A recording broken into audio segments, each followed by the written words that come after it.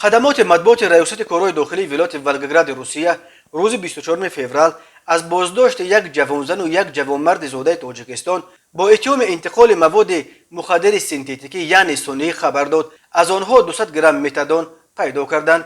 در اطلاع گفته می شود که کارمندان پلیس در پاسگاه دپس در نویه گرادیشنسکی یک ماشین رنگش سفید را که از سوی یک زن 31 ساله شهروند تاجیکستان اداره میشد منع کردند.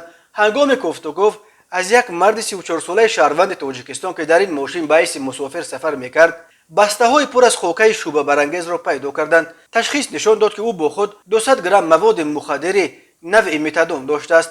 معاین کرده شد که زن و مرد بازداشت شده وظیفه کوریر یعنی رسانیدن بار را اجرا میکردند و برای فروش این مواد مخدر به شهر ولگراد رسپار بودند. نسبت به این زن و مرد بر اساس قسم 3 ماده 3 و قسم 5 ماده 228 کودکس جنایتی روسیه با اتهام قصد قاچاق و فروش مواد مخدر و مقدار مخصوصا بزرگ پرونده جنایتی آغاز کردند.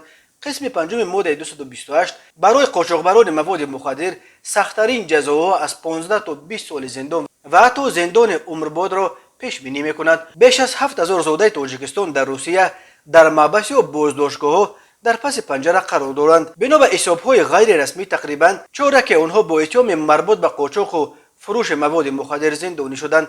ولی زادگان تاجیکستان در روسیه بیشتر با مواد مخدر افغانی به دست می‌افتند. موردهای به دست افتادن شهروندان تاجیکستان با مواد مخدر سنی و سنتتیکی چون این مرد و زن که در ولگراد به دست افتادند انگشت شمار است ولی گاه روی می‌دهند.